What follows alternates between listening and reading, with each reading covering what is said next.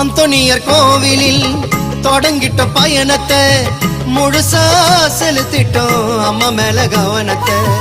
எங்கள் ஆசை நிறைவேத்த தொடங்கிட்ட பயணத்தை அழகா பார்த்தோமே அடையாறி சொருவத்தை. அங்க கூடும் ஜனங்க ஜபத்தை சொல்லுது, அந்த சந்தோஷத்துல அலையும் தொல்லுது. அந்த நீல கடலில் நீந்தி செல்லும் மீனும் கூட உயர்த்தி சொல்லுது, மரியே நீ வாழ்க வென்றது. அந்த மீனோ கொடி மரத்தை ஜபித்து நின்றது. ஏத்தி வச்ச மெழுகுவத்தி எரியுதம்மா உன்னை சுத்தி.